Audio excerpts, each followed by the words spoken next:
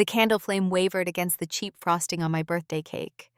One solitary light for 32 years of existence.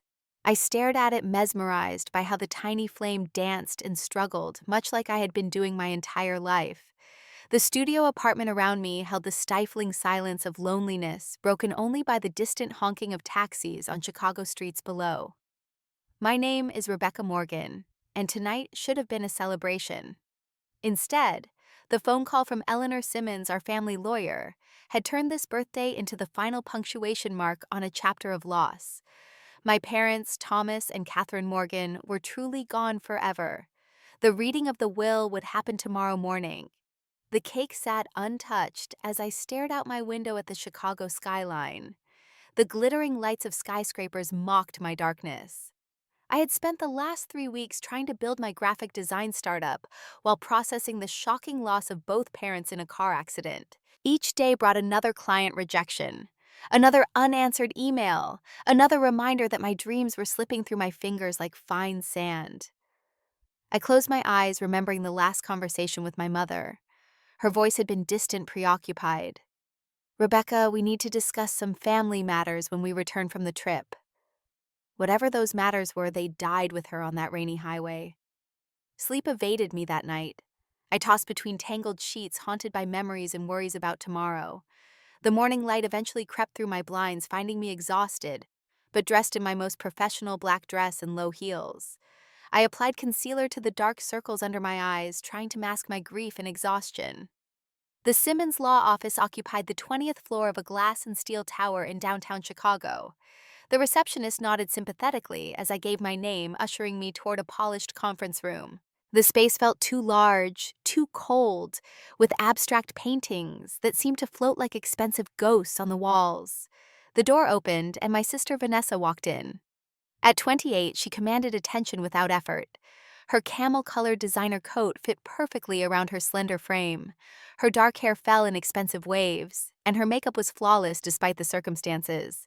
She was everything I was not: confident, successful, the pride of our parents.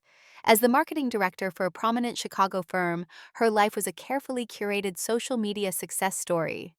"Rebecca," she said, giving me a brief hug that felt more like a formality than comfort. "You look tired." Before I could respond, the door opened again. James Mitchell walked in, his tailored suit impeccable as always. My heart contracted painfully at the sight of my fiancé. Even in grief, his presence filled the room with a controlled, confident energy that had first attracted me to him. His career in investment banking had always been his priority, but I had convinced myself that his ambition would eventually include room for our shared future. "Are you okay?" he whispered as he sat beside me, his hand briefly touching mine in a gesture so formal it made my skin prickle with unease. Eleanor Simmons entered last, her silver hair pulled back in a neat bun, her thin glasses perched precisely on her nose. She placed a stack of files bound in cream-colored folders on the table, embossed with the Morgan family name. "I'm sorry we meet under these circumstances," she began, her voice steady and practiced. "We will now proceed with the reading of the will." The weight of finality pressed against my chest as she opened the file. The legal language flowed like a distant river, words blurring together until certain phrases caught and held like debris against rocks. The residential property located in Lake Forest, Illinois, appraised at $850,000, along with the investment portfolio valued at approximately $300,000, is hereby transferred to Miss Vanessa Morgan. A small, satisfied sound escaped Vanessa's lips. Not quite surprise, more like confirmation. She glanced at me, the corner of her mouth lifting slightly. "The trees in Lake Forest are beautiful in autumn, perfect for my lifestyle." I swallowed hard, my throat constricting. Our parents' dream home, where I had spent holidays feeling like a visitor rather than family, now belonged to Vanessa. Of course it did. Eleanor continued, her voice unchanging. "The parcel of land and structures designated as the Reeves property, situated in Whitefish, Montana, along with all related documents, is hereby transferred to Miss Rebecca Morgan." Eleanor paused, but no explanation followed. Only the faint scratch of her fountain pen filled the room as she signed off on the reading. I felt James shift in his chair beside me, his posture stiffening. "A cabin," His voice held a note I had never heard before, something between amusement and contempt. In Montana, Vanessa tilted her head, her voice sweet but edged with steel. Honestly, this suits you better, Becca. Rustic, reclusive, a little rough around the edges. I think it's perfect. Thank you, I murmured reflexively, the words falling from my mouth like broken glass. Eleanor slid a worn wooden box across the table toward me. It was beautiful in an antique way, with inlaid wood forming a pattern of mountains and trees. A small brass lock secured its contents. Your grandfather Theodore Reeves' property, she explained. Inside, you'll find the key land deed and some personal effects your mother wanted you to have. I stared at the box, tracing my fingers over the worn wood. Theodore Reeves, my mother's father, had been a quiet, intense man who moved from Montana to Chicago when I was still a child. We had spent summers visiting his cabin before that, but those memories had faded to watercolor impressions, pine trees, a wooden porch, the scent of smoke and forest. We stood in the hallway afterward under fluorescent lights that made everyone look pallid and tired. James checked his gold watch impatiently. We need to talk, he said, his voice low enough that only I could hear. Not here. Back at my apartment, James paced like a caged animal. The wooden box sat on my kitchen counter, still locked and mysterious. This changes everything, he said, finally removing his tie with sharp, frustrated movements. It's just a cabin, I said, confusion clouding my thoughts. I don't understand why you're so upset. It's not just about the cabin, Rebecca. He spat out my name like it had suddenly become distasteful. It's about what this represents. Your sister gets a mansion worth nearly $1 million, and you get what? A rotting shack in the middle of nowhere. This is what your parents thought of you. His words struck like physical blows. My grandfather left that cabin to my mother. It has sentimental value. Sentimental value doesn't pay the bills, James snapped. We had plans, Rebecca. A future that required a certain financial foundation. I thought when your parents passed, there would be at least something substantial to help us move forward. The realization dawned slowly, sickeningly. You were counting on my inheritance. James ran his hands through his perfectly styled hair. Don't act naive. Of course I was. We both were. Your graphic design business is barely staying afloat. My investments need capital. This was supposed to be our turning point. I can't believe you're saying this to me right now, I whispered, my voice trembling. My parents just died. And they've made their feelings perfectly clear, James said coldly. He reached into his pocket and pulled out the engagement ring I had removed for the funeral and never put back on. The diamond caught the light as it clattered onto my kitchen counter. I can't build a future with someone like this. He continued, the words hanging heavy in the air between us. Someone who will always be second best, always struggling, always the afterthought in her own family. I stood frozen, watching as he straightened his cuffs, his face a mask of disappointment and finality. This isn't working. It hasn't been for a while. Your sister understands ambition. She understands what it takes to succeed. My sister. The pieces suddenly clicked into place. His late nights, unexplained absences, the way he and Vanessa sometimes exchanged looks at family gatherings. James didn't bother denying it. You've always been the lesser version of your sister. I tried, Rebecca. I really did. But I can't do this anymore. The door closed behind him with a soft, anticlimactic click. I stumbled to the bathroom, gripping the edge of the sink as my world contracted to a single point of pain. The mirror reflected a woman I barely recognized, pale, shaking, with eyes that held too much hurt. In a surge of blind rage, my fist connected with the mirror. The glass spider webbed a perfect metaphor for my life. Blood trickled from my knuckles onto the white porcelain sink, the pain sharp and clarifying. I slid to the bathroom floor, my back against the cold tile wall, and finally allowed myself to cry. Not just for my parents, but for years of feeling invisible, of trying to earn love that should have been freely given, of believing I was always falling short. Hours later, exhausted and empty, I returned to the wooden box. The small brass key required gentle persuasion before the lock yielded with a soft click. Inside, I found an old iron key, yellowed documents, and an envelope with my name written in my mother's elegant handwriting. The cabin key was heavy and rough, its head engraved with the letter R. The deed papers showed the property name Reeves Ridge, Whitefish, Montana. According to the documents, it encompassed not just a cabin, but 40 acres of forested land. With trembling fingers, I opened my mother's letter.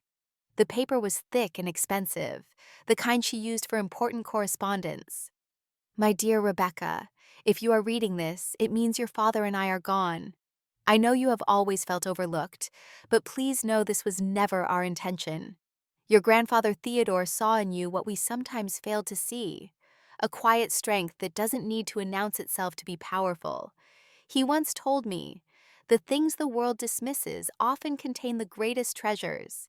The cabin is not what it seems, and neither are you. You will understand why it had to be you. With love, Mom." I read the letter 3 times, trying to extract meaning from between the lines. What did she mean the cabin was not what it seemed, and why me when Vanessa had always been the favored child? Sleep eluded me again that night. I sat cross-legged on my bed, researching Whitefish, Montana on my laptop. The town looked picturesque, a tourist destination near Glacier National Park, with mountains and lakes that seemed impossibly blue in the photographs. According to property records, Reeves Ridge was about 20 minutes outside town, accessible only by a private road. My phone buzzed with notifications. An email from my biggest potential client. "We've decided to go in another direction." A text from Vanessa. "Can you believe Mom and Dad left you that old cabin? At least you can go camping now." An Instagram notification showing Vanessa at a champagne brunch, the caption reading, "New beginnings," with the Lake Forest house visible in the background. Morning brought clarity. Chicago held nothing for me now. No family, no fiancé, no thriving business. The startup I had poured my heart into was failing.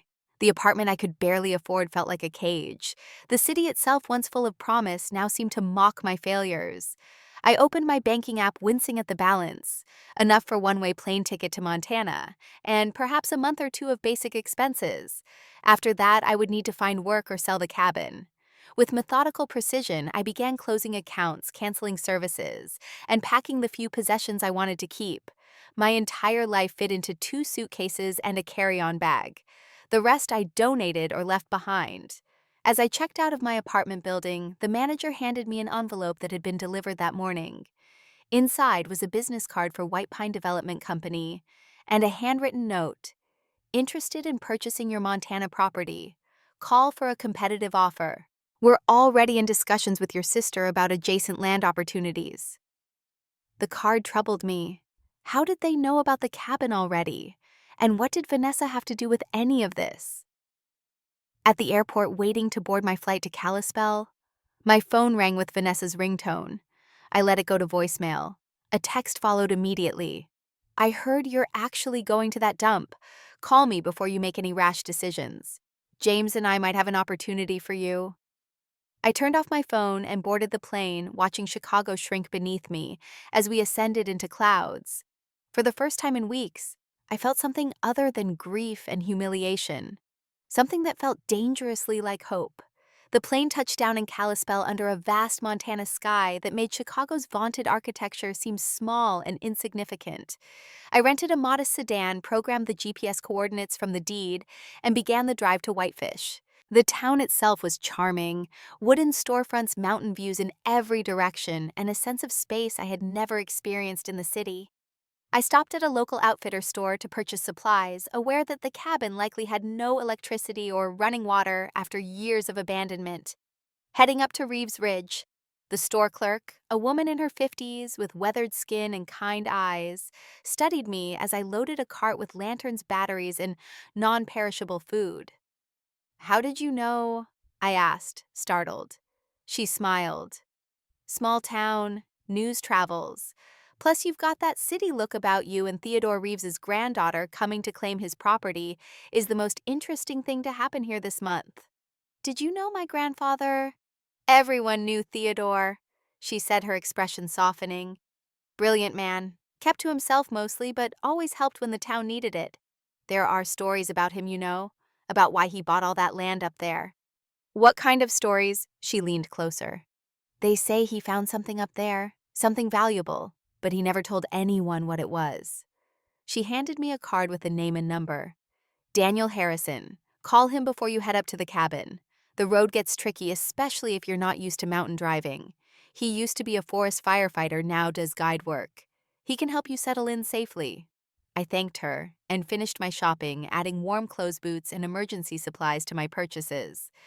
As I loaded the car, I noticed a black SUV parked across the street, its windows tinted. The hair on the back of my neck prickled with unease, but when I looked again, the vehicle was pulling away. Daniel Harrison answered on the second ring, his voice deep and matter-of-fact. When I explained who I was and where I was going, he agreed to meet me at a local cafe in 20 minutes. The man who arrived was not what I expected. In his mid-30s, Daniel had the lean, muscular build of someone who spent his life outdoors, but his eyes held an intelligence that belied any stereotypes about mountain men. His dark beard was neatly trimmed, and he wore a flannel shirt and worn jeans with casual confidence. "Rebecca Morgan," he said, extending a calloused hand. "Theodore's granddaughter. I've been wondering if anyone from your family would ever come back to claim that place." Over coffee, I explained my situation. The inheritance, my limited knowledge of the property, my impulsive decision to come see it. "That area is getting attention lately," Daniel said, his expression guarded. "White Pine Development has been buying up land all around there, planning some kind of luxury resort. They've been particularly interested in your grandfather's property." "They contacted me already," I admitted. "How would they even know I inherited it? The will was just read yesterday." Daniel shrugged. "Money has a way of finding information. Your grandfather turned them down multiple times when they approached him. They've been waiting for years for another opportunity."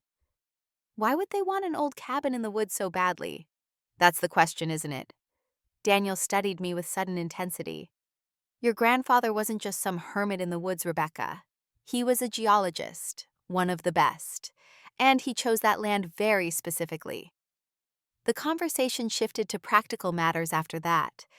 Daniel agreed to lead me up to the cabin as my rental car would struggle with the mountain road. We arranged to meet in an hour, giving me time to grab food from the local grocery store.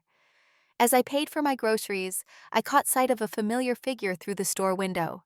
James, standing on the sidewalk across the street, speaking with a man in an expensive suit. I ducked behind a display, my heart pounding. What was he doing in Whitefish? There was no possible innocent explanation. By the time I emerged cautiously from the store, James was gone. I hurried to meet Daniel, glancing repeatedly over my shoulder. We transferred my supplies to Daniel's rugged truck, and he drove us out of town, the paved road eventually giving way to gravel, and then to a rough dirt track that wound up into dense forest. The trees grew thicker as we ascended, pine and fir closing in around us. The air smelled of resin and earth. "Not many people come up here," Daniel commented. "Your grandfather valued his privacy. The nearest neighbor is 5 miles away." The isolation should have frightened me, but instead I felt something unexpected, a sense of rightness, as if I were approaching a place I belonged. The road curved sharply around a massive boulder, and suddenly the forest opened to reveal a small clearing. And there it was, the cabin. 2 stories of weathered logs, a sagging porch, broken windows covered with plywood in places. The roof had partially collapsed on one side, and vines had begun to reclaim the structure, creeping up the walls like slow-moving fingers. "Home, sweet home," Daniel said, his tone gentle, perhaps sensing my shock. I stepped out of the truck, my boots sinking slightly into the soft ground. The cabin looked worse than I had imagined, abandoned, forgotten, like I had often felt in my family. "What happened to it?" I asked, approaching slowly. "Time. Weather. Nobody's lived here since your grandfather moved to Chicago years ago. Animals have probably made themselves at home." As we neared the porch, I noticed claw marks raking across the front door. Bear, most likely. The steps creaked ominously under my weight.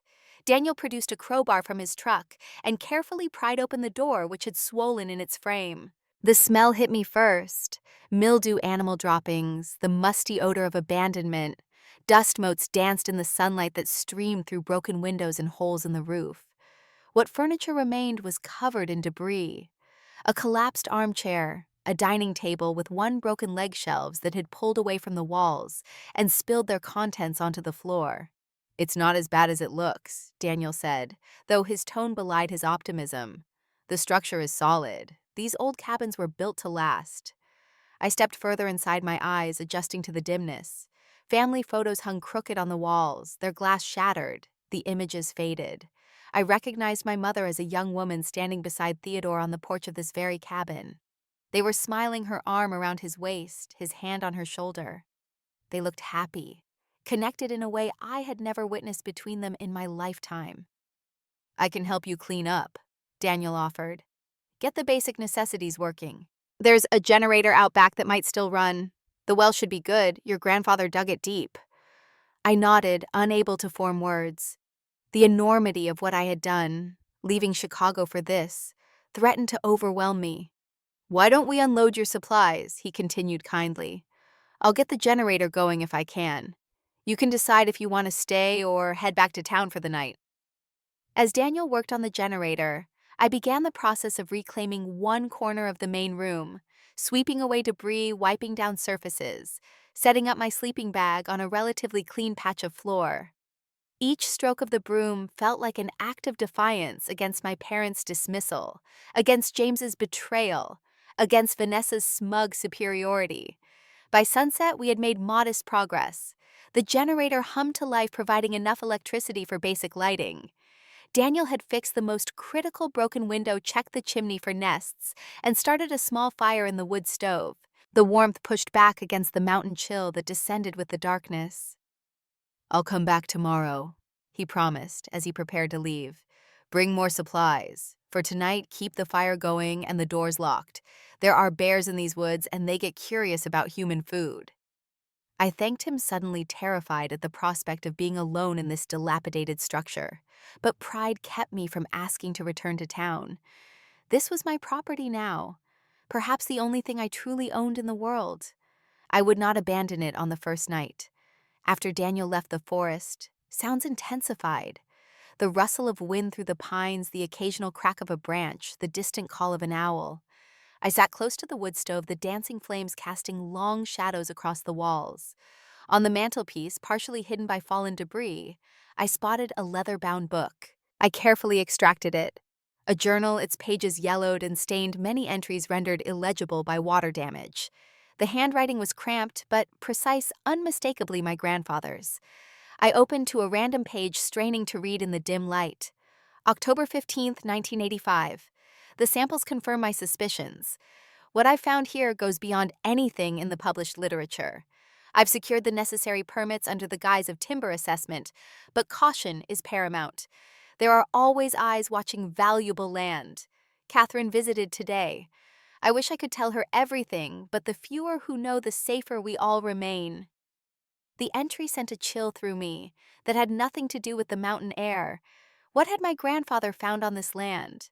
What had been so valuable and potentially dangerous that he kept it secret even from his own daughter? I read on, piecing together fragments from legible passages, but many pages were too damaged to decipher. References to core samples, unprecedented concentrations, and sustainable extraction methods appeared repeatedly alongside increasingly paranoid concerns about corporate interests watching the property. As fatigue overcame me, I curled up in my sleeping bag, the journal clutched to my chest. Sleep came in fitful bursts, interrupted by strange dreams of digging in dark earth, of voices calling from deep within the mountain of my mother, standing at the edge of the forest trying to tell me something I couldn't quite hear. A sharp sound jolted me awake. Moonlight streamed through the broken windows, casting blue-white squares across the dusty floor. The fire had died to embers, leaving the cabin cold and shadowed. The sound came again, a deliberate creaking on the porch steps. Someone was outside. My heart hammered against my ribs as I reached for my phone. No service. Of course. I grabbed the heavy flashlight I had placed beside my sleeping bag and stood, moving silently toward the window beside the door. Through a crack in the plywood covering the broken pane, I could make out a tall figure moving across the porch. The beam of a flashlight swept across the cabin's exterior, pausing at the windows, the door lock. "I know someone's in there," a male voice called. "I saw the smoke from the chimney. I just want to talk." I remained silent, terror freezing my voice. The flashlight beam found the crack in the plywood, and I shrank back hoping the darkness concealed me. My name is Scott Jenkins. I represent White Pine Development. I understand you've recently inherited this property. How could he possibly know I was here already? I had only arrived hours ago. We've been trying to acquire this land for some time, he continued when I didn't respond. I'm prepared to make you a very generous offer right now, enough to set you up comfortably back in Chicago. Something in his tone, the confidence, the presumption, sparked anger that momentarily overcame my fear. Please leave, I called through the door. It's the middle of the night. This is private property. A pause. Miss Morgan, I presume Rebecca. I apologize for the unconventional hour, but I happened to be in the area and noticed signs of occupancy. This is a dangerous place for a city woman alone. Bears, mountain lions. The structure itself isn't exactly up to code. The implied threat wasn't subtle. I tightened my grip on the flashlight, wondering if it would make an effective weapon. I'm not alone, I lied, and I'm not interested in selling. Please leave or I'll call the Forest Service. Another bluff. I had no way to call anyone. Jenkins chuckled a sound that raised the hair on my arms. I understand you've had a difficult time recently. Your parents passing, the situation with your fiancé, your financial challenges. We know all about it, Rebecca. We can make this easy for you. The realization that he had been investigating me, had perhaps been watching me since before I left Chicago, sent ice through my veins. Leave now, I said, my voice stronger than I felt. Or I start shooting. A long silence followed, then the sound of footsteps moving away from the cabin. Think about it, Rebecca. People like you don't last long up here. I'll be in touch. I watched through the crack as Jenkins descended the porch steps and disappeared into the darkness of the forest. Only when the sound of an engine starting and fading into the distance confirmed his departure did I release the breath I'd been holding. Sleep was impossible after that. I rebuilt the fire and sat with my back against the wall, the flashlight in one hand, a kitchen knife in the other, waiting for dawn. The first light of morning found me exhausted but resolute. The encounter with Jenkins had crystallized something within me, a determination I hadn't known I possessed. This land was mine, and someone wanted it badly enough to track me here to threaten me, which meant it was worth fighting for. As the sun rose fully above the mountains, casting golden light through the trees, I stood on the porch surveying what I had inherited. Beyond the clearing, the forest stretched in all directions, dense and mysterious. The air was cleaner than any I had breathed in Chicago, the silence profound in a way that soothed rather than unnerved. For the first time since receiving the news of my parents' death, I felt something like purpose stirring within me. Whatever my grandfather had valued about this place, whatever secrets it held, I would discover them. Not for my parents who had overlooked me, not for Vanessa who had betrayed me, not for James who had abandoned me, for myself, and for the grandfather who had somehow known I would need this place one day. I turned back to the cabin, seeing beyond its current state to what it could become, my home, my sanctuary, my new beginning. All right, Theodore, I whispered to the mountain air. Show me what you found here. The morning light streamed through broken windows, illuminating swirling dust motes and golden beams. I had survived my first night at Reeves Ridge, though survived felt like the operative word. My muscles ached from sleeping on the hard floor, and the encounter with Scott Jenkins had left me with a persistent sense of unease. I stepped onto the porch, coffee mug in hand, surveying what was now mine. In daylight, the property revealed both its flaws and potential. The cabin itself was in worse condition than I'd initially thought. Portions of the roof had completely given way, allowing weather to damage the interior. But the setting was breathtaking. Towering pines surrounded the clearing, and in the distance, mountain peaks rose against a sky so intensely blue it seemed unreal after years of Chicago's hazy horizons. The sound of an approaching vehicle pulled me from my thoughts. Daniel's truck appeared around the bend, loaded with supplies. His expression was grim as he parked and stepped out. "You had a visitor last night," he said, not bothering with pleasantries. I nodded. "Scott Jenkins, you know him. Everyone around here knows White Pine." Daniel began unloading lumber from his truck. "They've been buying up parcels all around this area for their resort project. Your grandfather's land is the missing piece in their puzzle." How did they know I was here already? Daniel shrugged. Small town, or they've been watching. Either way, Jenkins showing up in the middle of the night isn't normal business practice. Are you okay? Rattled but fine. He tried to intimidate me with how much he knows about my life. I helped Daniel carry supplies to the porch. He mentioned my parents, my ex-fiancé, my financial situation, things he shouldn't know. They play hardball, Daniel said, his voice hardening. Your grandfather dealt with them for years. They started friendly, then got increasingly aggressive with their offers. What makes this land so valuable to them? It's beautiful, but there must be other parcels they could develop. Daniel paused, studying me carefully. Your grandfather was a geologist. Did you know that? I knew he worked with rocks, but we weren't close after he moved to Chicago. He wasn't just any geologist. He specialized in rare earth mineral deposits, found several significant sites throughout his career. Daniel gestured to the surrounding forest. This whole ridge has unusual geological features.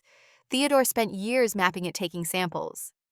The journal I'd found suddenly made more sense. So White Pine wants the land for mining. Their public story is luxury ecotourism, cabins, hiking trails, zip lines. But I've always wondered if they know something about what's under the ground here. Daniel handed me a hammer. Ready to start rebuilding. We spent the day making the cabin more habitable, patching the worst roof leaks, replacing broken windows, clearing debris from the interior.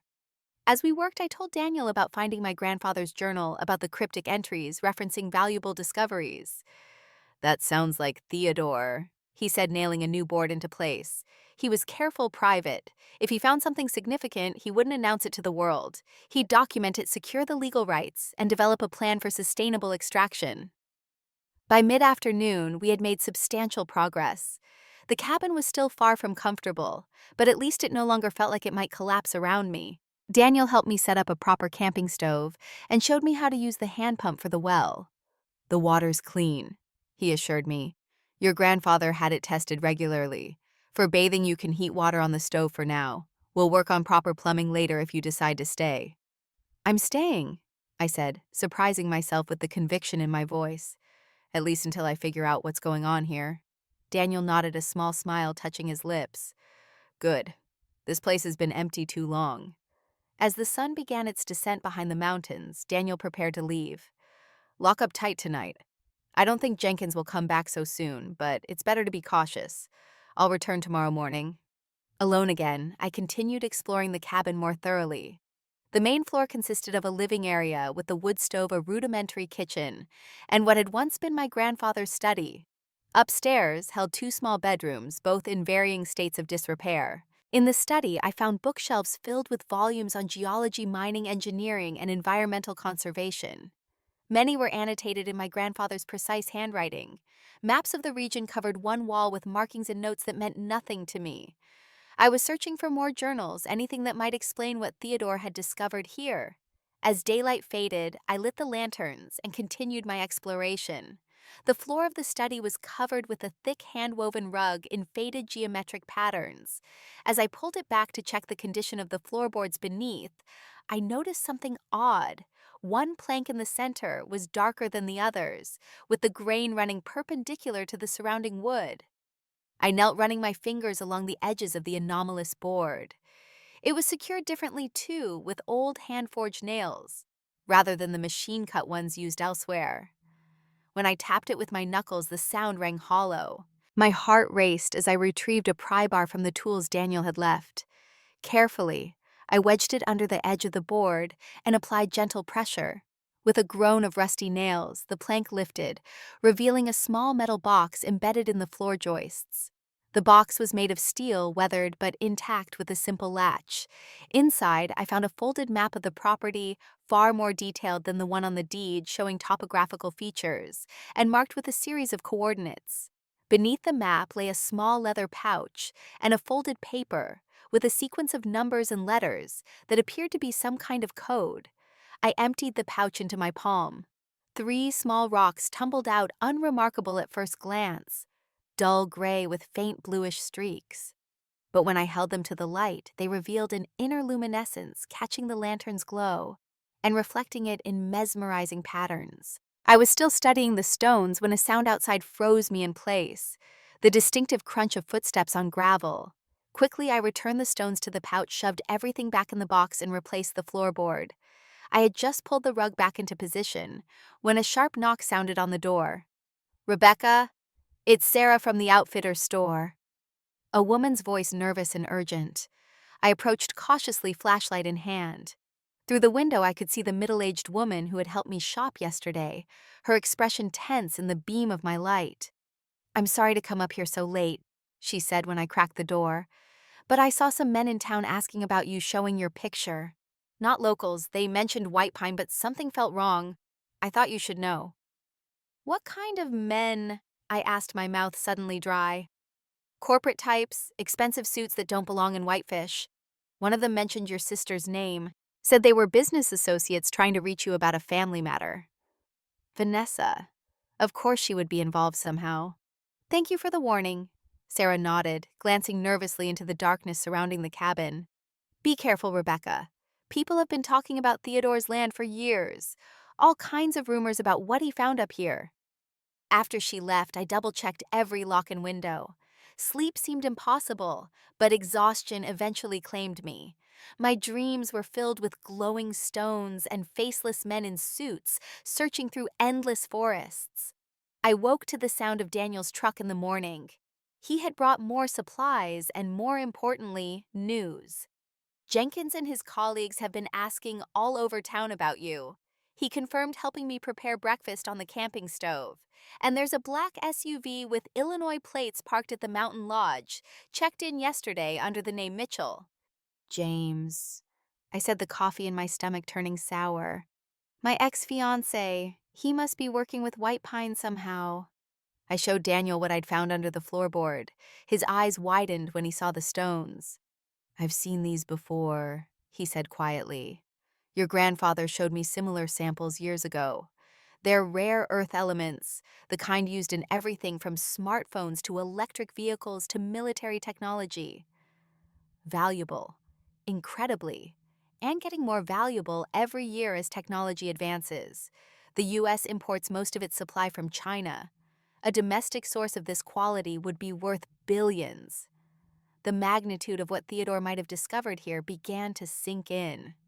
"Is that legal? Can I just mine my own property?" "It's complicated. You own the surface rights automatically, but mineral rights are another matter. We'd need to check what's recorded on your deed." Daniel studied the map intently. "These markings show multiple potential deposit sites across your property." Your grandfather was thorough. "And the code?" "Not sure. Could be coordinates, could be a formula of some kind." Theodore was cautious about documenting his discoveries.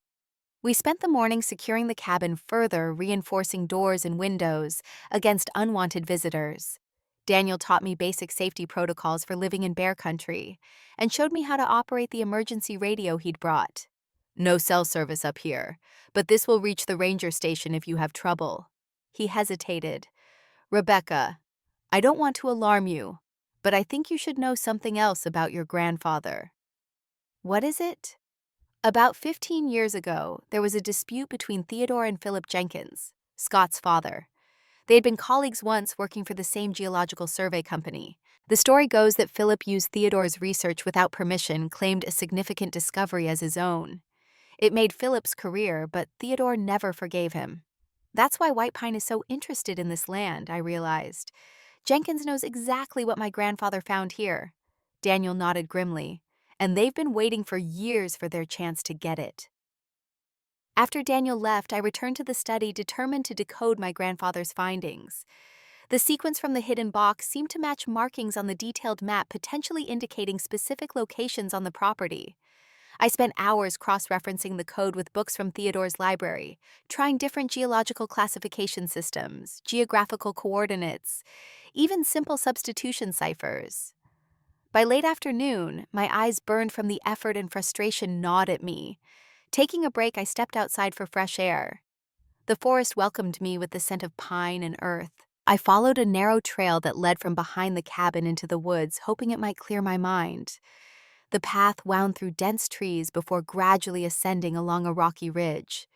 After 15 minutes of hiking, the trail opened to a stunning vista. The entire valley spread below with snow-capped mountains in the distance. A flat boulder provided a natural seat, and I settled there, breathing in the view. Something about this place felt significant. I pulled out the map I'd brought along and checked my position. This ridge corresponded to one of the marked locations in Theodore's code. I scanned the ground around me with new interest, looking for anything unusual. At first, nothing stood out, just rocks, soil-scattered pine needles. But as the sun shifted position, casting different shadows across the ridge, I noticed an unusual rock formation, partially hidden by underbrush. Several large stones had been arranged in a pattern that seemed too deliberate to be natural. I cleared away the vegetation, revealing what appeared to be a small stone cairn.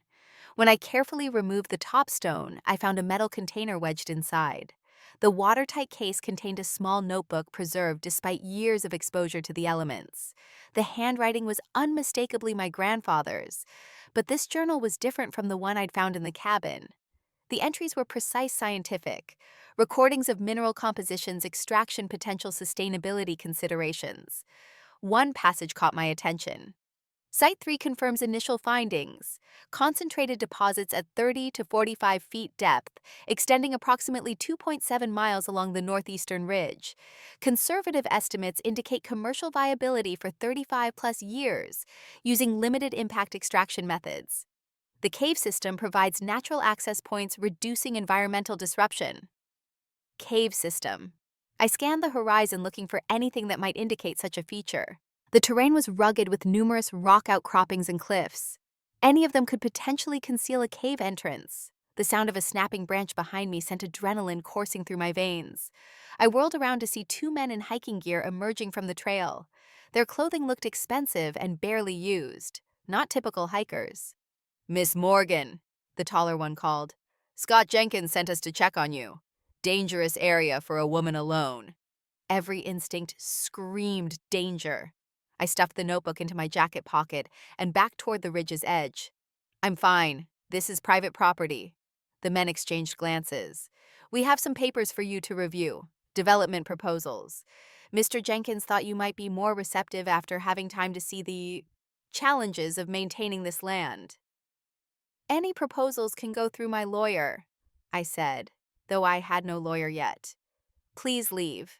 They advanced slowly, no longer bothering with pretense. "Let's not make this difficult. Mr. Jenkins is prepared to be very generous, but his patience isn't unlimited." I glanced behind me. The ridge dropped steeply, but a narrow game trail descended along its face. Without another word, I turned and fled, scrambling down the precarious path as shouts erupted behind me. The descent was treacherous, loose rocks skittering under my boots, branches whipping at my face. I could hear the men following their heavier frames, causing small avalanches of stone. My only advantage was my lighter weight and desperate speed. The trail wound through a series of switchbacks before disappearing into dense forest. I pushed through undergrowth, grateful for the sturdy boots I'd purchased. Behind me, the sounds of pursuit grew fainter as the men struggled with the difficult terrain. I ran until my lungs burned, changing direction frequently, using the afternoon sun to maintain a general heading toward the cabin. After what seemed like hours, but was probably only 30 minutes, I stopped to catch my breath, listening intently. The forest had resumed its normal sounds. No crashing footsteps, no voices. For the moment, I seemed to have evaded them. Orienting myself with the map and the position of the sun, I began making my way back to the cabin by a circuitous route. Dusk was falling by the time I finally spotted the clearing through the trees. I approached cautiously, watching for any sign that the men might have beaten me there. The cabin appeared undisturbed, but I didn't trust appearances anymore. I circled to the back, entering through a window Daniel had repaired, rather than using the more obvious front door. Inside, I moved silently, checking each room with my heart hammering against my ribs. Empty. Safe for now. I barricaded the doors and windows, then turned my attention to the notebook I'd recovered from the cairn. By lantern light, I pored over Theodore's detailed notes. The more I read, the more I understood what had brought White Pine to my door with such determination. My grandfather had discovered not just any rare earth deposits, but what he described as potentially the most significant domestic source in North America. His notes detailed extensive testing, even preliminary extraction experiments conducted secretly over several years. Most importantly, Theodore had documented a natural cave system that provided access to the deposits without extensive surface mining, an environmentalist's dream, allowing extraction with minimal environmental impact. The final pages contain something even more valuable: patent applications for specialized extraction methods Theodore had developed specifically for this site. These patents, if approved and still valid, would be worth a fortune. No wonder White Pine had been pursuing this property so aggressively. I was still reading when the sound of an engine approached the cabin. I doused the lantern, immediately moving to the window with my grandfather's old hunting rifle. Unloaded, but the men outside wouldn't know that. Through the gathering darkness, I recognized Daniel's truck with profound relief. "Rebecca," he called, approaching cautiously. "It's me. Are you okay?" I let him in quickly, securing the door behind him. Two men followed me on the ridge trail, White Pines people. Daniel's expression hardened as I told him about the encounter and showed him the notebook I'd recovered. "This confirms everything," he said after reading several pages. Theodore found a major deposit and developed a proprietary method to extract it sustainably. With these patents, the owner controls not just the minerals, but the only environmentally acceptable way to access them. White Pine knows all this, and they've been waiting for Theodore to die, hoping whoever inherited wouldn't understand the value. Daniel looked at me with new respect. "They didn't count on you coming here discovering the truth." "I need to find the cave entrance," I said. "The notebook mentions it as the key access point." "Not tonight," Daniel said firmly. "Those men are still out there, and navigating these woods after dark is dangerous even without human threats." He insisted on staying sleeping on the floor near the door with his own rifle close at hand. Despite my exhaustion, sleep eluded me.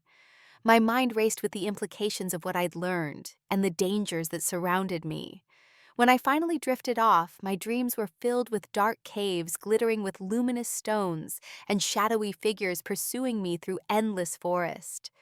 Morning brought clear skies and a new determination. Over breakfast, Daniel and I pored over the maps, trying to identify the cave location from Theodore's cryptic notes. "These symbols here," Daniel pointed to markings along a contour line. "They could indicate karst topography, limestone formations where caves typically develop." "That's about a mile northeast of here," I noted, comparing the detailed map with the larger topographical chart. "We could reach it in an hour or so of hiking." "We should be prepared for those men to return," Daniel warned. "And Jenkins won't give up easily, especially now that they know you're actively investigating the property."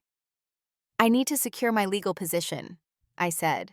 "If these patents are as valuable as we think, I need a lawyer who understands mineral rights. I know someone in Kalispell who specializes in resource law, Rachel Chen.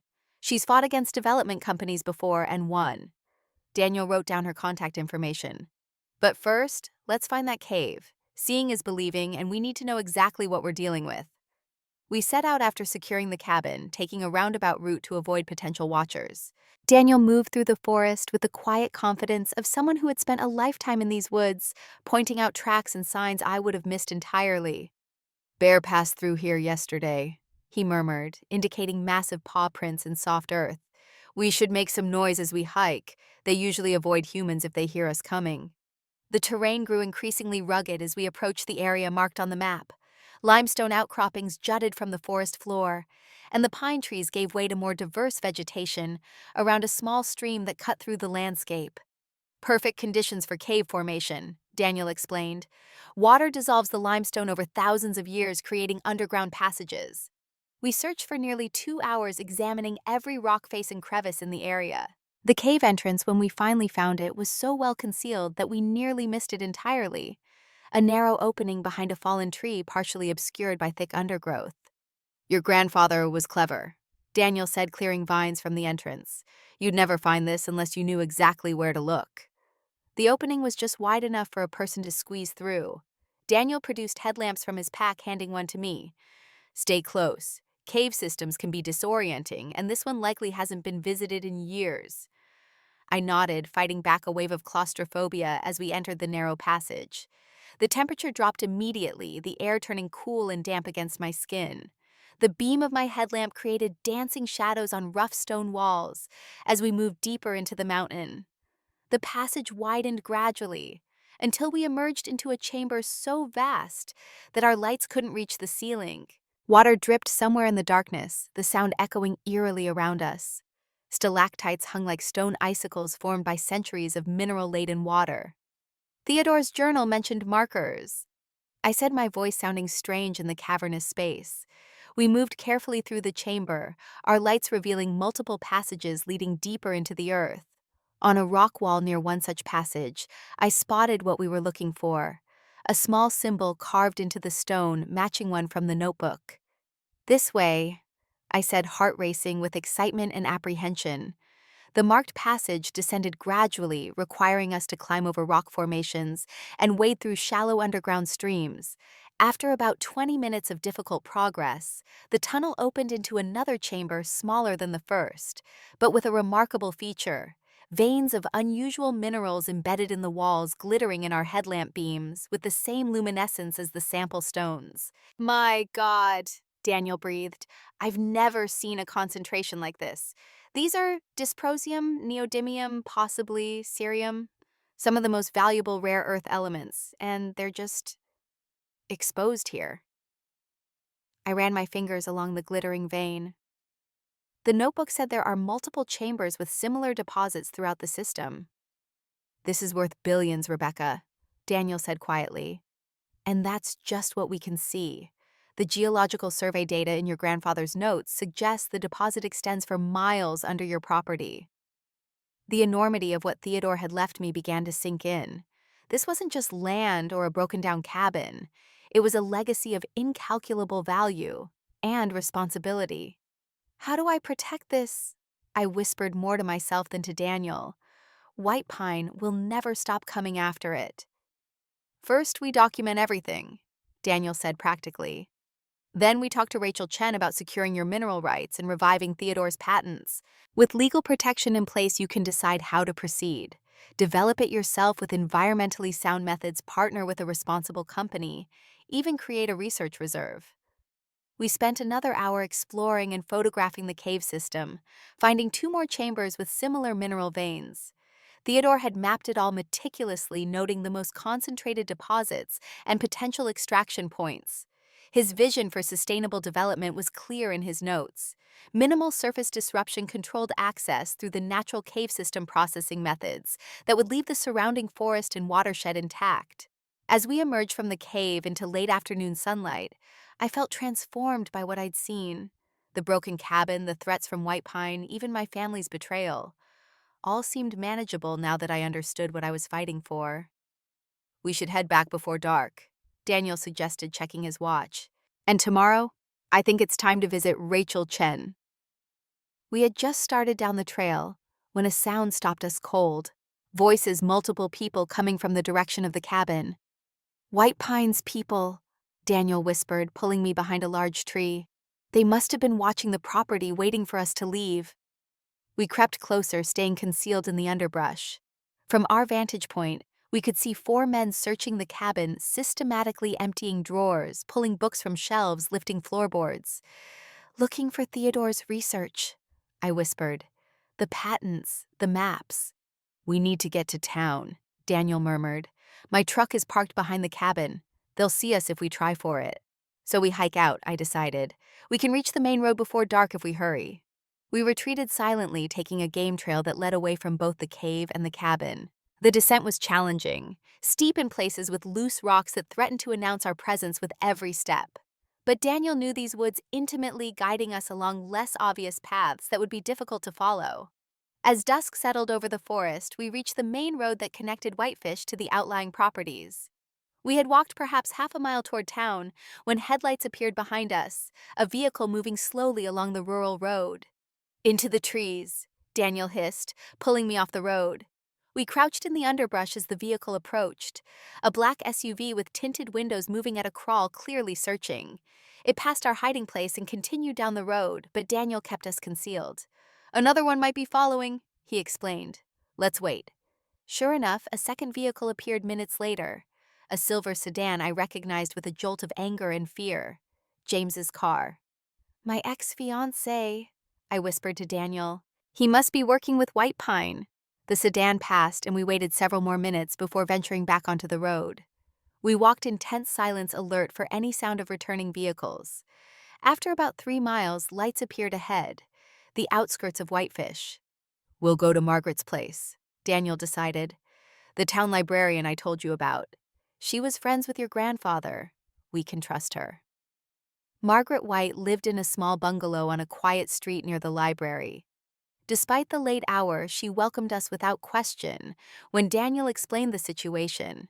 She was older than I expected, perhaps 70, with sharp eyes behind wire-rimmed glasses and a no-nonsense demeanor that reminded me of my grandfather. Theodore always said someone would come for his discovery eventually. She said, serving us hot tea at her kitchen table. He prepared for it in his way, all those coded notebooks and hidden caches of information. "Did he tell you what he found?" I asked. "Not specifics, just that it was significant enough to change the economics of rare earth production in North America, and valuable enough that certain interests would stop at nothing to control it." Margaret studied me thoughtfully. "He also said that when the time came, his granddaughter would understand what to do with it." "I don't know what to do," I admitted. "I only just learned this place existed." "Yet here you are," Margaret said simply. "Not your sister. You. Theodore knew what he was doing when he arranged for you to inherit the property." Daniel explained our plan to consult with Rachel Chen about securing the mineral rights and patents. Margaret nodded approval. "Rachel is excellent. She helped Theodore file some of his initial patent applications. I'll call her first thing in the morning." As Margaret prepared a guest room for me, Daniel stepped outside to make a call to the Forest Service about the men trespassing at the cabin. When he returned, his expression was grim. "They've already left. No sign of forced entry or major damage according to the ranger who checked. But they took some papers and maps from the study." I felt sick. "What did they find?" "Not everything," Margaret said confidently. "Theodore was too clever to keep all his research in one place. That's why he created the trail of clues leading to different caches of information. No single theft would give away the whole picture. Still, the violation of my cabin, my home, left me shaken. These people had invaded my personal space, rifled through my grandfather's belongings, stolen pieces of his life's work. The intrusion made the threat feel more immediate, more personal." "What do they want from me?" I asked, my voice cracking slightly. "Why not just make a legitimate business offer?" "Because legitimate business would mean sharing the profits," Daniel said. "White Pine doesn't want partners. They want total control of what could be the most valuable mineral discovery in decades." "And there's the personal element," Margaret added. "Philip Jenkins and Theodore had a bitter falling out years ago. Philip built his company on research he stole from your grandfather. This is about more than money. It's about legacy, about who gets credit for changing the industry." I thought of Vanessa and James apparently working with White Pine against me. The pattern of betrayal was becoming familiar, almost expected. But this time I wouldn't retreat into hurt and self-doubt. This time I had something worth fighting for. "I need to know everything about my grandfather's research," I said with new determination. "Everything about these patents, the extraction methods, the legal status of the mineral rights. If White Pine wants a fight, they'll get one." Margaret smiled approval, warming her eyes. "Now you sound like Theodore."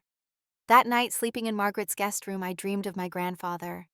Not as the distant figure I'd barely known, but as a man of passion and vision working alone in his mountain cabin, believing he could change the world. In the dream, he looked at me with eyes that seemed to see straight into my soul and said simply, "Now you know why it had to be you." I woke with tears on my cheeks and a clarity I hadn't felt since before my parents' death. Whatever came next, I would face it with the same quiet determination that had guided Theodore Reeves through his life's work.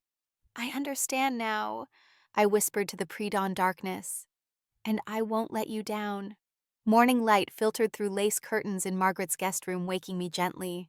For a moment, disorientation clouded my mind. The unfamiliar softness of a real bed after nights on the cabin floor. The absence of forest sounds, the lingering echo of my dream about Theodore. Then reality rushed back. White Pine's invasion of my home, the rare earth minerals hidden beneath my property, the uncertain battle ahead. I found Margaret in her kitchen, already dressed and making calls. She covered the phone with her hand when I entered. "Rachel Chen can see us at 9, she whispered. "Get some breakfast. Daniel will be here soon to drive us to Kalispell." By 8:30, we were in Daniel's truck heading toward the larger city. I sat sandwiched between him and Margaret, clutching a folder containing the cave photographs, Theodore's notebook, and the patent documentation we'd recovered. "Rachel is one of the best resource attorneys in Montana," Margaret explained. "She's fought White Pine before and won. If anyone can help secure your position, it's her." Rachel Chen's office occupied the top floor of a modest building in downtown Kalispell. The woman who greeted us radiated competence, mid-40s, dressed in a tailored suit with intelligent eyes that missed nothing. She listened without interruption as I explained everything that had happened since inheriting the cabin. "Show me what you have," she said when I finished. I spread the materials across her desk. The deed, Theodore's notebooks, the cave photographs, the mineral samples. Rachel examined everything methodically, occasionally making notes. "Your grandfather was thorough," she said finally. "These patent applications for the extraction methods are particularly valuable. They were approved 15 years ago and remain valid for another 5 years. As for the mineral rights," she tapped the deed thoughtfully. "This is where it gets interesting. In Montana, mineral rights can be severed from surface rights, but in this case, your grandfather specifically maintained unified rights. You own everything from the surface to the center of the earth beneath your 40 acres. So legally I control the rare earth deposits," I said, hope rising. "Yes, but that won't stop White Pine from trying to force your hand." Rachel leaned forward. "Scott Jenkins is his father's son, ruthless, manipulative, and accustomed to getting his way. They'll try legal pressure, economic pressure, even personal pressure. They already are. My ex-fiancé is working with them somehow." Rachel nodded grimly. "Not surprising. They recruit allies close to their targets. It's a standard tactic." "What's my best course of action?" I asked. "We need to establish clear legal protection immediately. I'll file for an injunction against White Pine prohibiting them from accessing your property or harassing you. Then we'll register formal notice of your intention to develop the mineral resources using the patented methods. That puts everyone on notice that you're aware of the value and actively protecting your rights." "What about the break-in at the cabin?" "We'll file a police report, but without clear evidence of who entered it may not lead to immediate consequences. However, it establishes a pattern if White Pine continues their aggressive tactics." Daniel, who had been silent until now, spoke up. "They won't stop at legal maneuvers. Rebecca needs practical protection too." "Agreed," Rachel said. "I suggest you not stay at the cabin alone until this is resolved, and I'd recommend bringing in professional security for the property itself." As we discussed options, Rachel's assistant interrupted with an urgent message. "Ms. Chen, there's a Vanessa Morgan in the lobby insisting on speaking with you. She says she's the client's sister." I stiffened. "Vanessa is here. How would she even know where I am?" "Small towns," Margaret said darkly. "News travels." Rachel looked to me. "Do you want to see her?" After a moment's consideration, I nodded. "Let's hear what she has to say." When Vanessa entered the office, she appeared momentarily taken aback by the assembled group. She recovered quickly her designer outfit and perfect makeup, creating a jarring contrast with our practical outdoor clothing. "Rebecca," she said with forced warmth, "I've been so worried. You disappeared from Chicago without a word. What are you doing here, Vanessa?" I kept my voice level, refusing to be drawn into her performance of sisterly concern. "I'm here to help you, of course." She glanced at Rachel, clearly recognizing a lawyer's office. "Though it seems you've already found assistance." "Cut the act. I know you're working with White Pine, with James." Vanessa's expression hardened. "Fine, we can skip the pleasantries. You're in over your head, Rebecca. You always have been. White Pine is prepared to offer $5 million for the property. Far more than that broken-down cabin is worth. Take the money and go back to Chicago. And if I refuse, don't be stubborn. You have no idea what you're dealing with. This is bigger than your little inheritance grievance." "I know exactly what I'm dealing with," I said, nodding toward the mineral samples on Rachel's desk. "The question is, how long have you known about the rare earth deposits?" "Did Mom and Dad know?" Vanessa's momentary surprise confirmed my suspicion. You think finding a few pretty rocks makes you some kind of mining expert? This isn't a game, Rebecca. There are serious players involved, including your boyfriend, my ex-fiancé. At least Vanessa had the decency to look uncomfortable. James and I, that's not relevant to this discussion. It's completely relevant. You betrayed me, and now you're working with a company trying to steal what's rightfully mine. Did you ever wonder why Grandpa Theodore chose to leave the cabin to me instead of you or Mom? Because it was worthless, Vanessa snapped. Or so we thought. Clearly, the old man was more calculating than anyone realized. Rachel spoke up, her tone professionally cool. Ms. Morgan, I'm representing your sister regarding her Montana property rights. If White Pine Development has a legitimate interest in purchasing the property, they should submit a formal offer through proper channels. Harassment and trespassing will not be tolerated. Vanessa's eyes narrowed. This isn't just about business. Ask Rebecca about our parents' involvement with White Pine. Ask her why Theodore cut ties with his own daughter over this land. What are you talking about? I demanded. You think you've discovered some grand conspiracy? You don't know half the story. Vanessa gathered her designer purse, preparing to leave. $5 million, Rebecca. The offer expires in 48 hours. After that, White Pine will explore other options. After she left, I turned to the others. What did she mean about our parents' involvement? Margaret sighed heavily. There's something you should know, Rebecca. Your mother, Catherine, sided with her husband against Theodore in a dispute years ago. Thomas Morgan was an architect who designed several White Pine properties. He had financial ties to Philip Jenkins. My father worked with White Pine. The revelation staggered me. More than that, when Theodore discovered the rare earth deposits and began developing his sustainable extraction method, he approached Thomas for investment in the processing facility he wanted to build. Instead, Thomas took the information to Philip Jenkins, expecting a partnership. Jenkins cut Thomas out, tried to force Theodore to sell the land directly to White Pine. That's why there was distance between Mom and Grandpa. The pieces clicked into place, and why Dad never wanted to talk about him. Theodore never forgave them for the betrayal, Margaret confirmed. He altered his will to ensure the property would pass directly to you upon Catherine's death, bypassing your parents entirely. But why me? Why not Vanessa? Theodore saw something in you that reminded him of himself, a quiet determination, an eye for value others missed. He told me once that you were the only one who truly appreciated his stories about the land when you visited as a child. The weight of Theodore's trust settled on my shoulders.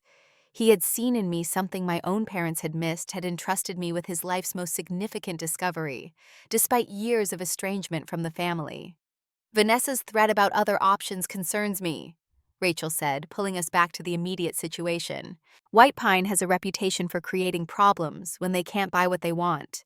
Mysterious environmental violations, suddenly discovered liens against properties, even manufactured criminal charges against landowners. So what do we do now? I asked. We file the injunction and property notifications immediately. Then we develop a strategy for either defending your rights long-term or negotiating from a position of strength.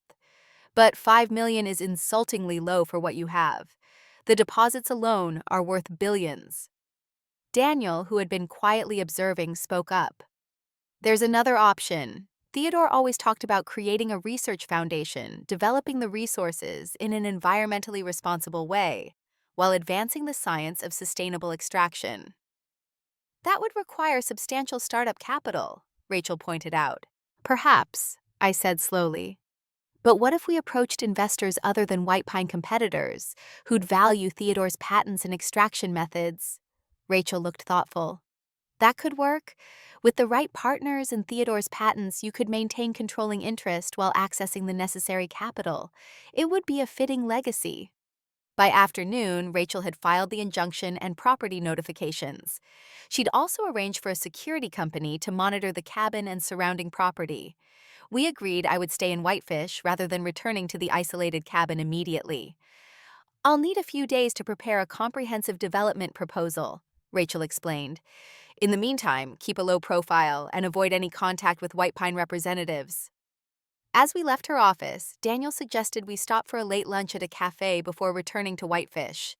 The restaurant was quiet, the lunch rush over, giving us privacy to continue our discussion. I still can't believe my parents were involved with Jenkins, I said, picking at my food. All those years of feeling like I didn't measure up, and they were the ones who betrayed Theodore. People make complicated choices, Margaret said gently. Your father probably thought he was making a smart business move, not betraying family.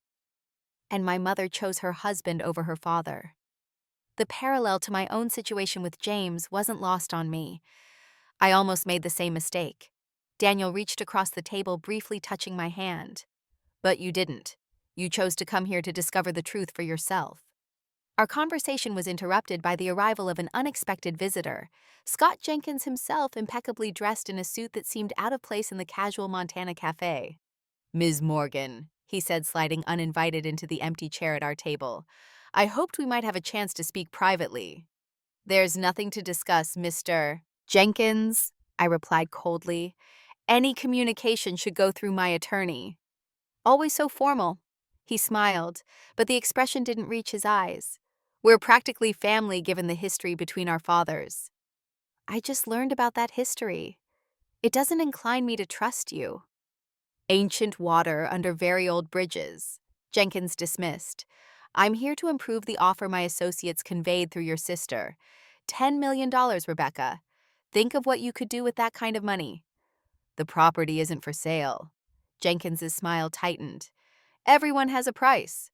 What's yours? 15 million, 20, name it. Mr. Jenkins, Daniel interjected.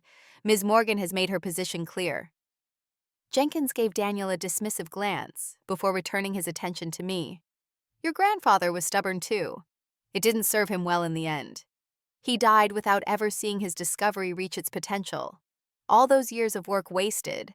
His work wasn't wasted, I countered, Sid. He protected that land and those resources from exploitation, from people like you. Exploitation? Jenkins laughed. We're talking about economic development, jobs, technological advancement. The materials under your property are essential for everything from smartphones to electric vehicles to national defense systems, which is precisely why they should be developed responsibly, not stripped out as quickly and cheaply as possible to maximize short-term profit. Jenkins's facade of friendly negotiations slipped. You sound just like him, the same self-righteous idealism, the same naivete about how the real world works. I'll take that as a compliment. It wasn't meant as one. Jenkins stood straightening his jacket. 20 million final offer. After that, we explore alternatives. And believe me, Rebecca, you don't want us to explore alternatives. After he left, Margaret shook her head. That man is the spitting image of his father. Same arrogance, same entitlement. What did he mean by alternatives? I asked, unnerved by the thinly veiled threat. Nothing good, Daniel replied grimly. White pine has been known to create problems for landowners who won't sell. Mysterious fires, environmental violations, personal harassment. We need to get back to Rachel, Margaret decided. Jenkins showing up like this, making threats. She needs to know. We paid quickly and headed for the door, only to find our path blocked by James. My former fiancé looked uncomfortable, shifting his weight from foot to foot as he met my gaze. Rebecca, can we talk privately? Anything you have to say can be said in front of my friends. James glanced at Daniel and Margaret before continuing reluctantly. Look, this has gotten out of hand. I came to Montana to help smooth things over, not to participate in threats or property invasions. What Jenkins is planning, it's not right. It's not. What is he planning? I demanded. James lowered his voice. He's not just after the rare earth elements. The patents Theodore developed, they're the real prize. White Pine has been trying to develop similar extraction methods for years without success. With those patents, they could dominate the entire North American rare earth market. So they sent you to try a softer approach, my ex-fiancé who cheated on me with my sister. James had the grace to look ashamed. I made a terrible mistake, Rebecca. I got caught up in status and ambition and lost sight of what mattered. Save it. I moved to push past him. I'm not interested in your apologies or your warnings. Rebecca, please. Jenkins is dangerous when he doesn't get what he wants. He's talking about manufacturing environmental violations, creating evidence that you're mismanaging protected resources. He has contacts in the regulatory agencies. I paused, studying James's face for any sign of deception. Why are you telling me this now? Because despite everything, I don't want to see you hurt. He reached into his pocket and produced a flash drive. This contains internal White Pine documents, emails, meeting notes, strategy memos about the acquisition of your property. There's enough here to prove they've been planning underhanded tactics. I hesitated before taking it. Why should I trust you? You shouldn't, he admitted. But you can verify the documents independently. They're authentic. Daniel stepped forward protectively. Is that all? James nodded. Tell your lawyer to look for connections between White Pine and Montana Environmental Regulatory Board members, particularly Thomas Schultz and Raymond Vickers. They're in Jenkins's pocket. After James departed, we returned immediately to Rachel's office, sharing both Jenkins's threats and James's warning. Rachel examined the flash drive contents carefully. These appear legitimate, she confirmed after an hour of review, and extremely damaging to White Pine. Evidence of corporate espionage, regulatory corruption, even plans to manufacture environmental violations against you. Can we use this? I asked. Absolutely. It strengthens our injunction and gives us leverage for potential criminal charges if they proceed with their threats. Rachel looked up from her computer. But it also escalates the situation significantly. White Pine won't take this exposure lightly. What do you recommend? A two-pronged approach. First, we use these documents as an insurance policy. Notify White Pine that the evidence has been secured with multiple attorneys and will be released if anything happens to you or your property.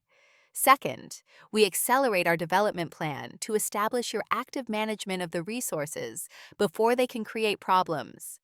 I want to honor Theodore's vision, I said firmly. Sustainable extraction, minimal environmental impact, scientific advancement. Rachel nodded. Then let's create the Reeves Foundation for Sustainable Resource Development. We can approach universities and research institutions as partners rather than profit-driven corporations. Over the next several days, we worked intensively to establish the foundation. Rachel drafted the legal framework while I developed the mission statement and operational guidelines based on Theodore's notes. Daniel connected us with environmental scientists and mining engineers who had respected my grandfather's work. Throughout this period, I stayed at Margaret's home in Whitefish, avoiding the cabin until security measures were in place. But I was growing increasingly determined to reclaim my property, not just the land and its valuable minerals, but the home Theodore had created there. A week after our confrontation with Jenkins, Rachel called with unexpected news. The injunction against White Pine was granted, but that's not the interesting part, she said. Jenkins has suddenly backed off. No appeal, no counterfiling, nothing. It's as if they've completely abandoned their pursuit of your property. That doesn't make sense, I said, immediately suspicious. Why would they give up after being so aggressive? I'm not sure, but I'm looking into it. In the meantime, the security team reports no unusual activity at the cabin. It might be safe for you to return if you want to. I did want to.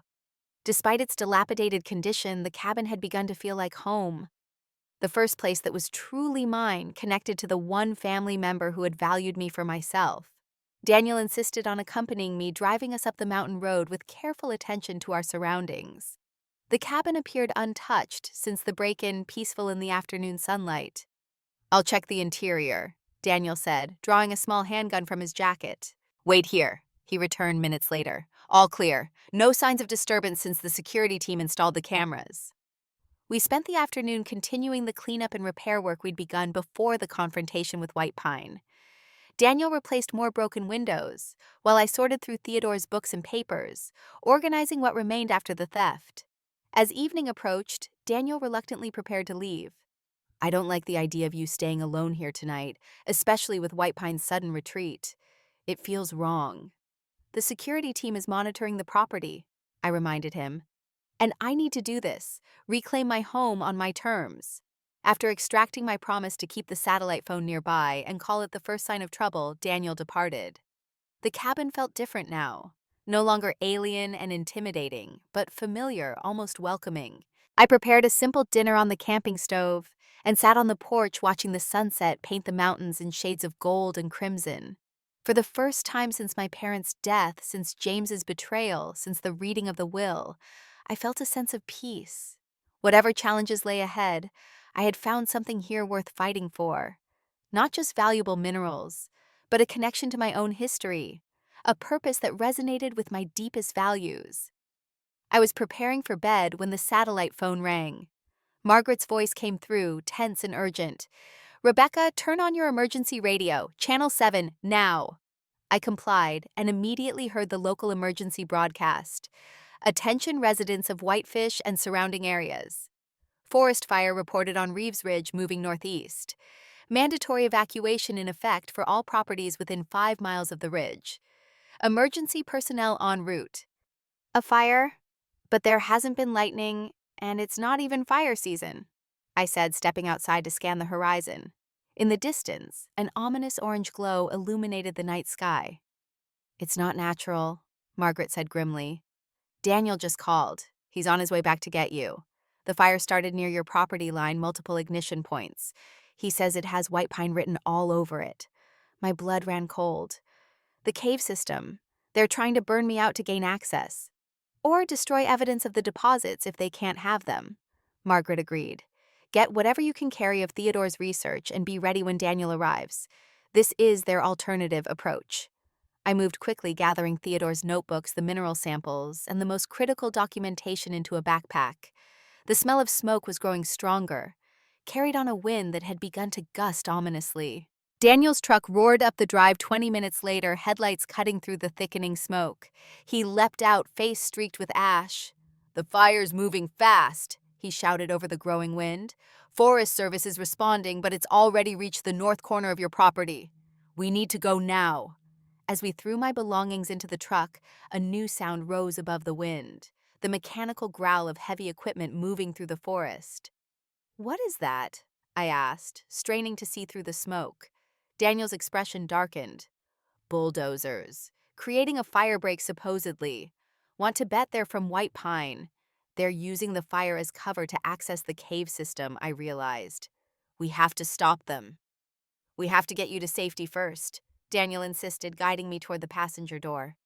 "The fire is real and dangerous regardless of how it started."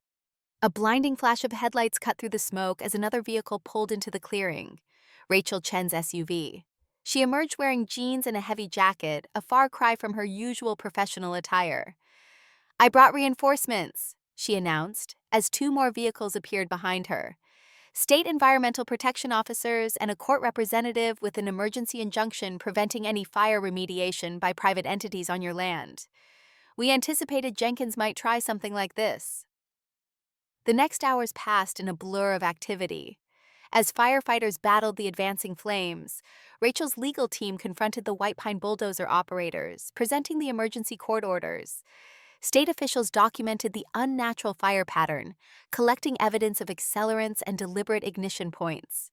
By dawn, the fire was contained, having burned nearly 100 acres, but spared the cabin and the critical cave system. In the harsh morning light, Scott Jenkins arrived, his expensive clothes incongruous against the ash-covered landscape. "This is a natural disaster," he insisted to the assembled officials. White Pine was simply providing emergency assistance for fire containment. "With bulldozers that coincidentally headed straight for the cave system containing the rare earth deposits," Rachel challenged. "And I suppose the multiple ignition points with chemical accelerants were also natural." "You have no proof of White Pine's involvement in any alleged arson," Jenkins countered, though his usual confidence seemed shaken by the unexpected opposition. A Forest Service investigator approached holding an evidence bag. "Actually, we found this near one of the ignition sites." He held up a White Pine Company ID card belonging to one of Jenkins's associates. As Jenkins struggled to maintain his composure, another vehicle arrived, James looking disheveled and grim. "It's over, Scott," he said without preamble. "I've already spoken with the FBI about White Pine's activities, the corporate espionage, the regulatory bribes, the planned environmental sabotage. They're executing search warrants at the company offices right now." Jenkins's face contorted with rage. "You treacherous little—" "Save it," James interrupted Ed. "I've provided federal authorities with everything. Emails, financial records, meeting recordings. including your instructions regarding tonight's fire. In the days that followed, the full extent of White Pine's corrupt practices emerged. The company's stock plummeted as investigations widened to include activities in multiple states. Philip Jenkins resigned as CEO, and Scott was placed on indefinite leave pending criminal charges. 3 weeks later, I stood on the porch of my now-repaired cabin, watching a group of university researchers carefully documenting the cave system and its unique mineral deposits. The Reeves Foundation for Sustainable Resource Development was officially established with partnerships with 3 major research institutions and a mandate to develop Theodore's extraction methods for the benefit of both technological advancement and environmental protection. Rachel had negotiated agreements ensuring that I maintained controlling interest in both the resources and the patents while providing the necessary capital for development. The estimated value of the combined assets exceeded $80 million, but more importantly, Theodore's vision for responsible stewardship would be realized. Daniel approached carrying 2 mugs of coffee. The research team is excited about the Northwestern Cave section. Apparently, the mineral concentration there is unlike anything they've documented elsewhere. Theodore knew what he had discovered, I said, accepting the mug gratefully. He just wanted it used properly. He would be proud of what you're doing. We stood in comfortable silence watching the researchers work. The property showed few signs of the fire now, new growth already emerging from the blackened earth in a testament to nature's resilience. My phone buzzed with a text message from Rachel. Vanessa requesting meeting, says it's important, your call. I considered for a moment before replying, tomorrow afternoon at the cabin. Daniel raised an eyebrow when I told him. Are you sure? Yes, this is my home now, my territory. If Vanessa wants to talk, she can come to me. The next day, Vanessa's sleek car looked comically out of place on the rugged mountain road. She emerged cautiously, designer boots, wholly unsuited to the terrain expression guarded as she approached the porch where I waited. This is not what I expected, she admitted, glancing around at the repaired cabin and the research equipment visible near the cave entrance. What did you expect? I don't know. Something more primitive. You've made it quite habitable. I didn't bother explaining that the cabin had become more than habitable. It had become a home I loved, with each repair and improvement a connection to Theodore's legacy. Why did you want to meet Vanessa? She hesitated, uncharacteristically uncertain. I've been doing some thinking since White Pine's collapse, about choices, about values, and I realized I've spent my life pursuing things that look impressive but don't actually matter. The house in Lake Forest feels empty. The career I was so proud of seems shallow. What about James? I asked, unable to keep the edge from my voice. Gone, back to Chicago. Our relationship was never about genuine connection, just mutual ambition and status. She met my eyes directly for perhaps the first time. I owe you an apology, Rebecca. Many apologies, actually. For James, for working with White Pine, for a lifetime of treating you as less than. Why the change of heart? Seeing what you've built here. Standing up to Jenkins when everyone else caved to his pressure. Creating something meaningful instead of just chasing money. She gestured toward the researchers. You've honored Theodore's legacy in a way none of the rest of us could have. I studied my sister, looking for signs of the manipulation I'd grown to expect from her. Instead, I saw something new. Vulnerability. Perhaps even genuine remorse. What do you want from me, Vanessa? Nothing. Or maybe just a chance to get to know you as you are, not as I've always assumed you to be. I considered her request, remembering Theodore's journal entries about forgiveness, about the human capacity for change. I'm not ready to trust you, I said finally. But I'm willing to try for a relationship with boundaries. Real ones this time. Relief washed over her face. That's more than I deserve. Probably, I agreed, but with less bitterness than I might have felt weeks earlier. Would you like to see what we're doing here? What Theodore discovered. The tour of the property and explanation of the foundation's work seemed to genuinely impress Vanessa. By the time she prepared to leave, something had shifted between us.